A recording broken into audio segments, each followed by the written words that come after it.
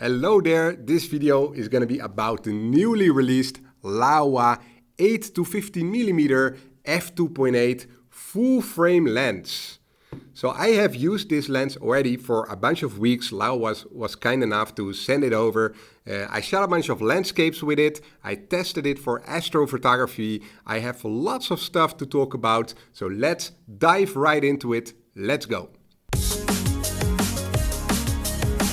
Alright, so you see I have my laptop here. As usual, I'm gonna go through a bunch of shots and talk all about the images that I shot with this lens. But before we do that, let's take a look at the lens itself. So here it is on my A7 R5, and as you can see, it's not that big. It's quite a small size for this kind of lens with an f2.8 aperture. And yeah, it's an 8-15mm fisheye. That means it's, you know, I am not sure always how that works with the numbers in millimeter with fisheye, but basically even the 15mm fisheye, that is 175 degrees angle of view from left to right. So almost a 180. And then we have the 8mm, which is a 180, but not from the left to right, also from the top to the bottom. It's basically a circle. More on that very soon. So yeah, it's a full manual lens, meaning it doesn't have an electronic connection to the camera body. So for example, in Lightroom with the EXIF data, we cannot see the aperture. Okay, so you need to write it down or remember. I usually remember kind of what aperture I shot it, but the numbers are not going through. Also, it's a full manual focus, obviously. This is the focus ring. It's a big focus ring, and actually it's you can hear the click, I think. That means that it's not an infinite focus ring that we sometimes see nowadays. No, it actually stops at the end and stops at the beginning. It's a focus pull of 75 degrees, very decent, and it feels just very nice. It's not too smooth, but also not too difficult. It's perfect, actually. So the focus ring, big focus ring, and then we have the zoom ring here in the middle, quite narrow zoom ring, which can zoom from 8 to 15mm. And then we have the aperture ring here closest to the body. Small lens, full aluminum, very solid, feels very solid, 650 gram, not super light, also not that heavy. Basically, it feels very nice in the hand along with the size. It's a very solid lens, the build quality is great, like we are used to from Laowa. So before we actually dive into some of the images, let me quickly go through the specifications of this lens. I already mentioned 650 gram. The aperture goes from f2.8 all the way to f22. Then we have the lens specifications, 13 elements in 9 groups and also 9 aperture blades. Okay, 9 aperture blades. So I will show you the Sunstar very soon. Yeah, the weight I mentioned. The minimum focus distance is 16 centimeter, and I think that's about it, right? It's full manual, like I said, and yeah, let's dive into the images right now, and I'm going to show you what this lens is all about. All right, so for this, I'm going to go into my laptop here and show you all the shots like this. So here we have the first shot actually from my wild tulip series in Kyrgyzstan. You maybe have seen it if you've seen my other videos. And for this, I took some creative shots from below the tulips pointing up, and you see the tulips are almost glowing, soaking up all that sunlight, and they look so colorful here in the sun. And it works very well because of the trees above, right? The trees above give that extra layer. And you can see the horizon is curved because we are pointing up the camera. But in this case, I really don't mind that curved horizon and that all that curvature, because it really gives that feeling of maybe like looking from a bug's eye upwards or something, yeah? So I really like this composition here. We have another one with only 2 tulips here. And then we have the 2 trees like going around it. And here we are really using the curvature of the lens. So I like to use the curvature to get these creative angles on the shots. And it works very well with trees or lines where you can kind of curve them around as a frame. And, you know, I really like to take looking up shots with this kind of fisheye.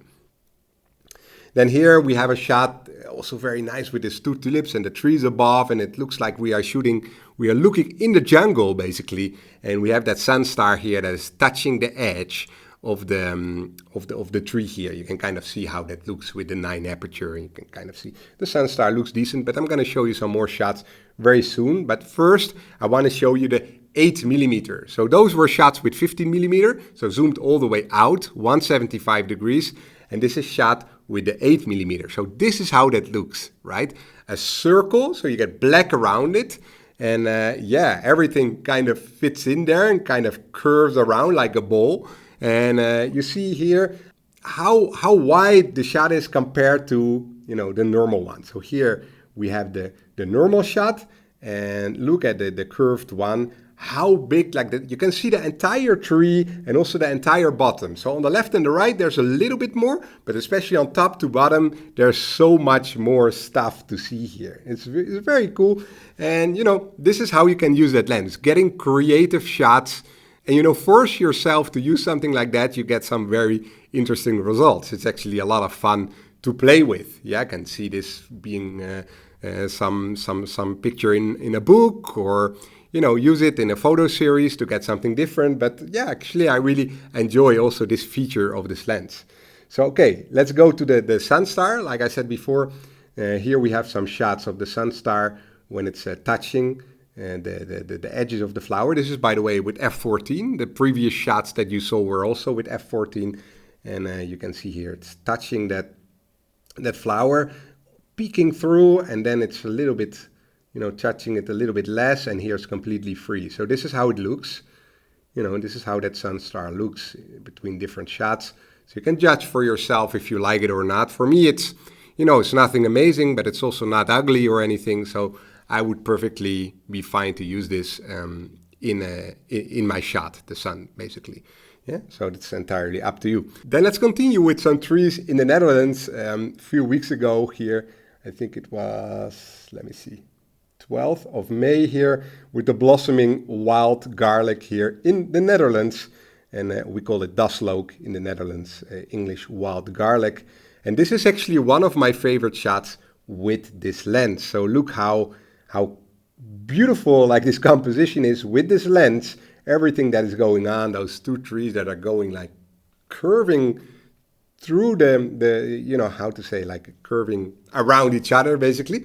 And you see something interesting here. The horizon is in the middle. So what you get then, you don't get a curved horizon if you place it in the middle with a fisheye lens. So here you almost don't see that it was taken with a fisheye lens. Actually, I'm sure you don't even notice if you didn't know. So fisheye lens, when you use curved objects that are already curved and you have a flat horizon in the middle, it kind of looks like that. So you can use that to your advantage. So this shot I really like. I really like how the fisheye curvature enhances the curvature of the trees, because they were already twisted. They already twisted trees. So I'm going to show you now a different shot.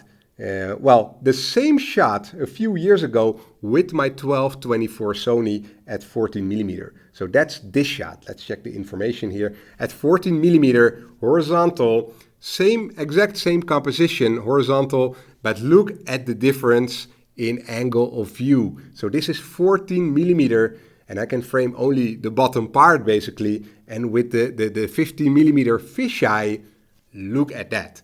It's almost 2 times as wide. So this gives you an idea of how wide this lens is. It's absolutely crazy. This kind of photo I would not be able to take normally. Well, I could shoot a complicated panorama, but it gives you lots of creative possibilities that you normally would not even see, right? So let's continue. Also, this one, again, horizon in the middle is the same area basically, with those crooked trees and wild garlic.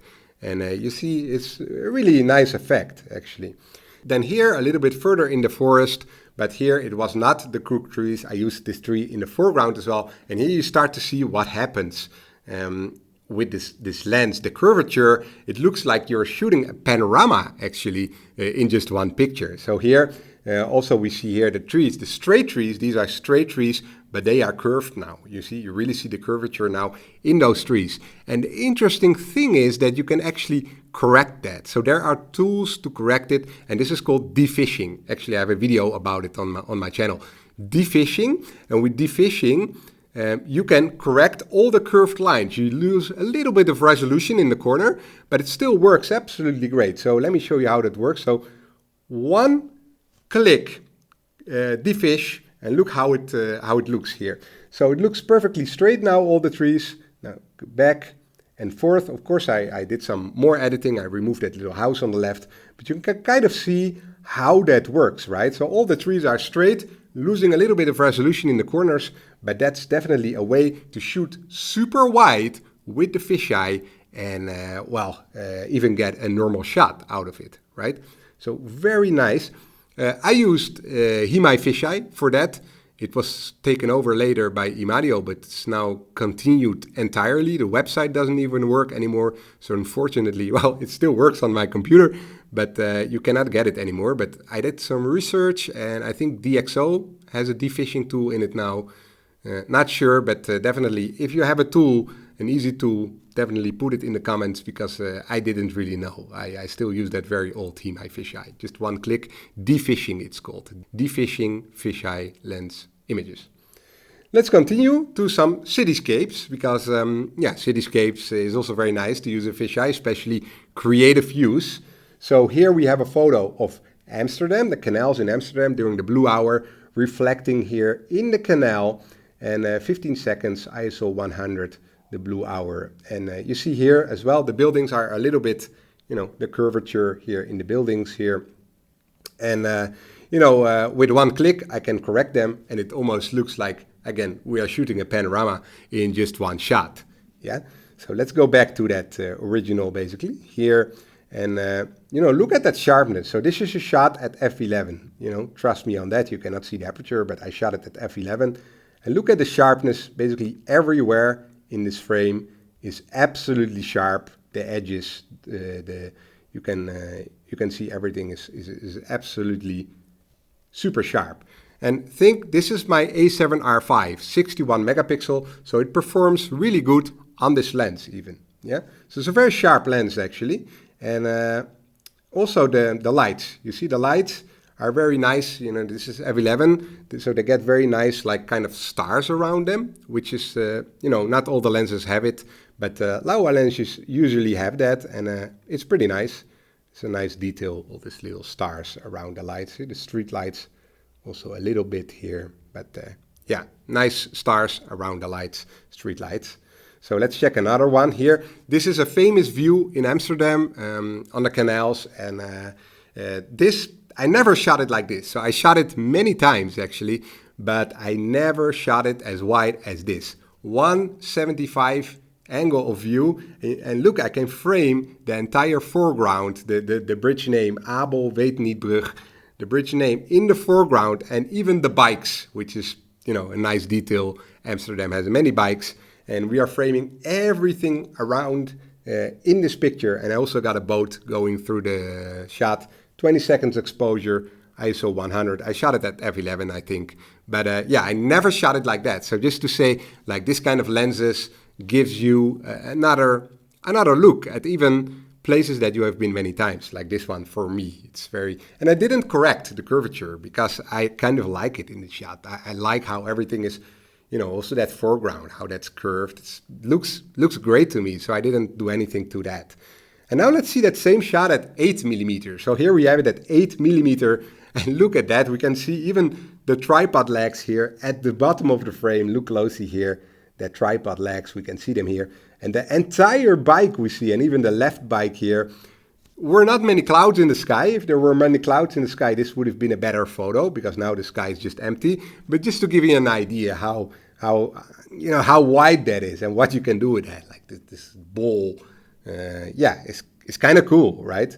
Then we still have this one as well. I didn't correct the curvature here as well, because I have that railing in the foreground, again the boat, and again, look at the sharpness, f11, we can read all the text easy on all of those boats, cars, everything. It's very, very sharp lens. Talk about sharpness, let's look a little bit more into some boring shots to really see the sharpness of this lens. So here we have some very boring shots here, but I just use different apertures here to show the sharpness here of the lens. So here, actually, this was shot at f2.8. This was shot at f4, 5.6, 8, 11. Okay, let's look at the sharpness. So at f2.8, let's look at kind of the center here. And maybe we can even get a little bit closer. And we can actually see that the sharpness at f2.8 is actually great. We can read everything here as well. We read, and the bricks on the edges, yeah, they are definitely sharp. I mean, they are a little bit soft, but they're not looking like weird or anything. So it's quite impressive, to be honest, for an f2.8 aperture here, wide open, even at the edges, it really performs great, actually. Well, at f4, we can see those edges are getting even sharper here. Also the center, actually, yeah, I mean, at f4, f5.6, yeah, even sharper. I mean, for my f5.6, I would say it's already everything is super sharp everywhere. Look at the edges here.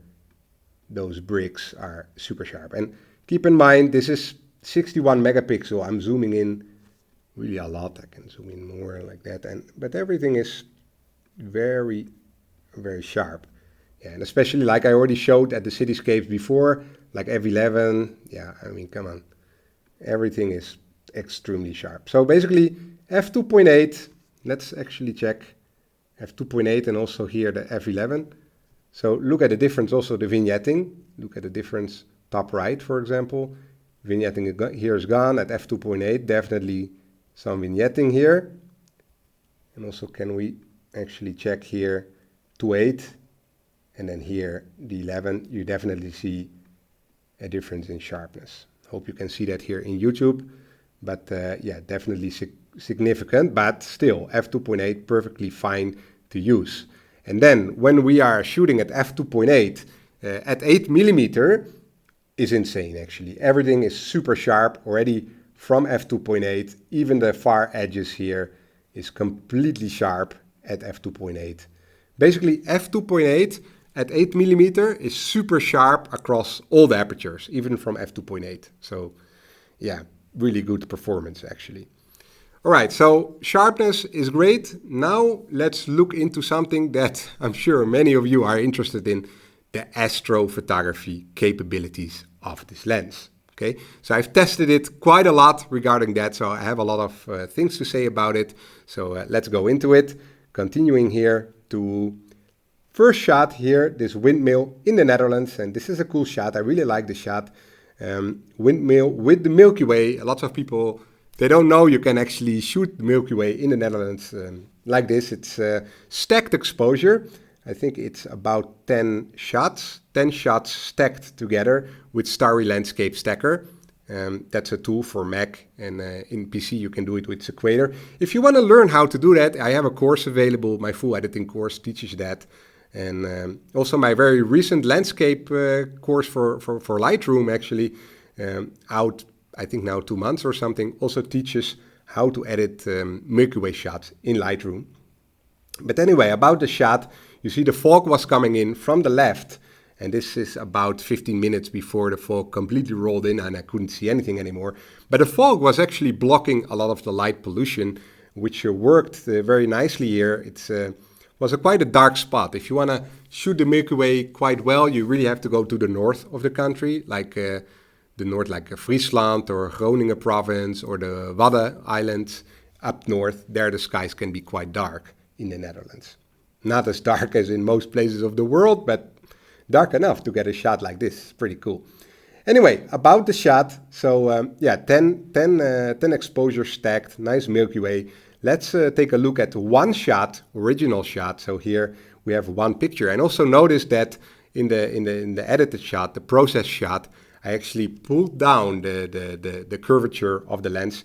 I didn't do that with any tool. I just went into Photoshop and warped the edges down a little bit to remove the curvature from the horizon. Pretty simple. You see here before and the after. But anyway, here's the original. And you see at f2.8, definitely the first thing we see is the vignetting on the far edges. Okay, so there's definitely some strong vignetting on the very outer edges. Really no big deal. A few gradients, masks, and it's super easy to fix in Lightroom. Actually, we can just we can do it right here. So we can just pull some gradients. I usually pull like put like maybe one and then another one over it for the far corner, and then it's already almost gone, you see? So very easy to fix that kind of vignetting, but I do believe that Laowa will also release a lens profile that easily fixes this with one click. But let's look at the sharpness here. So this was shot at f2.8, actually, no need to go that close. But here we have a good crop. So we can see the sharpness actually of the f2.8 in the center is super good. So like we already saw in the previous images of the cityscape, also with astrophotography, center sharpness is great. Yeah, we see that the blades of the windmill very sharp here. All the stars are very sharp. Also the corners, the edges, the stars are very sharp. Great sharpness at f2.8 at the edges. Yeah, but if we look at the corners, we do see some aberrations. So the sharpness is great at f2.8 for astrophotography. We do have a little bit of aberrations in terms of the stars. They get a little bit like squares. No, not squares, triangles, I should say. A little bit triangular shapes on the stars, you see? A little bit of aberrations. Up to you what you want to do with that. For me, it's acceptable, definitely acceptable. You can see I'm getting very close to the stars. On a normal size, you will never see it. And for me, it's really not a big deal. The sharpness is actually great on f2.8. And the aberrations, yeah, they are there, but not that significant, to be honest. In the end, I chose this crop for my final shot that I published on social media as well. So 3200, 20 seconds and stack of 20 exposures. And what am I saying? 10 exposures. And, you know, it's cropped here. That's the advantage of shooting a high megapixel camera like the A7R5. You can crop quite a lot. I really like this composition like that. Now let's look at some more that I shot in Menorca at the Photopills camp where I was teaching last week. So I shot quite some Astro shots there. So here's the first one. And we see here 20 seconds ISO for 1000. And I think it was about 10 exposures as well, this one. You see nice green air glow in the sky. It was very dark, a lot of air glow, which is kind of nice. And, you know, nice foreground here. And yeah, it's quite a cool image. It almost looks like a panorama, but in one shot, right? So f2.8, 10 exposures. And I'm going to show you an original image here.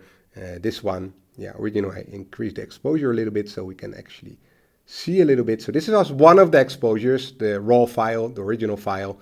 And yeah, so you see here again the vignetting. We can remove the info, a little bit of vignetting. And of course the stars. Let's look at the Milky Way. See, very, very sharp actually. Everything looks very sharp. In the center is super sharp. And again, on the edges. And we can see that aberrations now on the edges here. You know, the brighter stars, here we have a darker sky, the brighter stars, we can see that aberrations here going on, you see?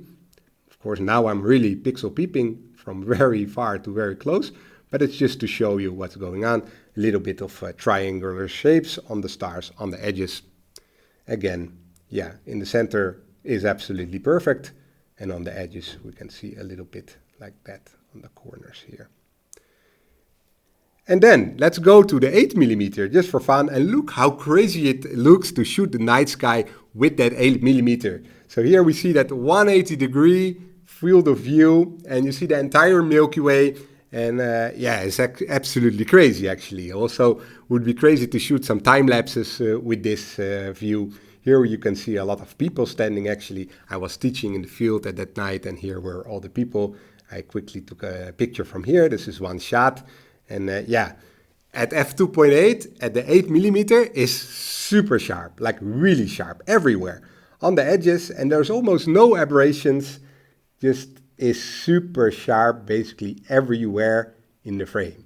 Okay, so at 8mm, extremely sharp across the entire image. So yeah, no need to worry about anything. I also showed you that in the cityscape image, but you know, the night image here confirms that is absolutely super sharp. Okay, let's go to the next image here. And this is ISO 10,000, 20 shots stacked, 13 seconds per shot. And you see a crazy detail in the Milky Way. It was very dark, a little bit of light pollution behind the building here, but kind of adds to the atmosphere. And yeah, look at that, almost no noise because of the stacking here, and absolutely great result. And yeah, I really like to shoot this super wide angle shots of the Milky Way. It's a great advantage not having to make a panorama and still having such a good quality. So of course, yeah, here you can see that aberrations again, but it's also nice to know that it works very well. So this is 20 frames stacked, 20 photos. And yeah, no issues with the stacking in the Starry Landscape stacker. You know, sometimes with distortion, maybe it can not work well with stacking. Not a case with this lens. You can stack as many shots as you want and it works perfectly fine in the Starry Landscape stacker, and it stacks them perfectly fine. So very detailed Milky Way because of that here. Now, this is an original shot. You can see here again the curvature of the horizon. So again, what I did in the processed file, I simply put down that curvature on the edges with Photoshop, with warp tool, just warped the edges down. And yeah, this is the original shot. Again, the sharpness is absolutely great here of the building, of the stars, super sharp in the middle here, and on the edges, yeah, same thing. I mean, you kind of know the performance of this lens now, so let me just go to the next shot here. My friend Herman, one of the founders of the PhotoPills app, was standing here. I was asking him to stand here. This is 5 shots stacked, exposure, ISO 4000, 20 seconds. Really like this shot here with the, you know, the leading lines here of the rocks on the coast of the Menorca Island. Beautiful Milky Way here, and yeah, I mean, what else is there to say, right?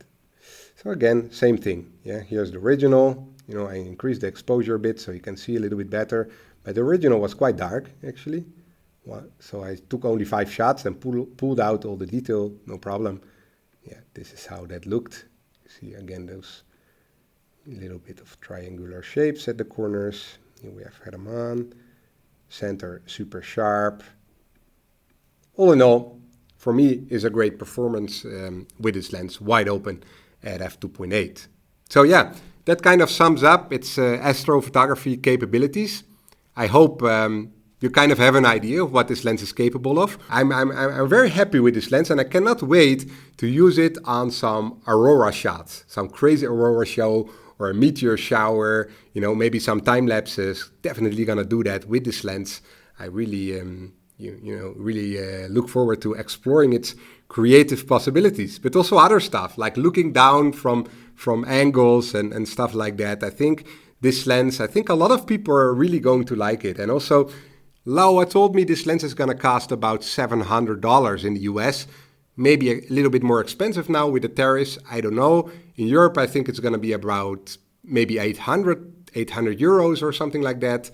But it's definitely not super expensive. And I think it's really worth it. It's not super expensive. I definitely think, yeah, it will be very interesting for people. One thing though, always concert photographers or like party photographers, you know, they love this kind of stuff, shooting the whole crowd with the DJ, with the fireworks, everything. But yeah, no autofocus, guys. So you have to do that manually. So yeah, maybe one day Laowa will release this kind of lens with autofocus. Who knows, for even more people. But yeah, I'm going to keep it. I love it. And I definitely recommend getting it if you're into astrophotography or super big landscapes, or if you just want to get some new creative tool. It's an absolutely great lens. So, hope you really liked the video. Again, if you like my shots, like my post-processing and all that, I do have a new Lightroom course, which also has some astrophotography, post-processing. Definitely check that out. Or my older course that also has the stacking thing in Starry Landscape Stacker. Check out those courses if you haven't done yet. And, also have a book out already a couple of months. First run sold out completely, but still have some copies of the second run. If you want, I will put the link in the description below. Hope you liked the video. Hope you liked the content. And, let me know if it was useful for you. If you have any questions, put them in the comments. Like the video and subscribe to the channel, of course, if you want to see much more informative content and also much more of these reviews. Thank you so much for watching again, and I hope to see you in the next video. Bye bye.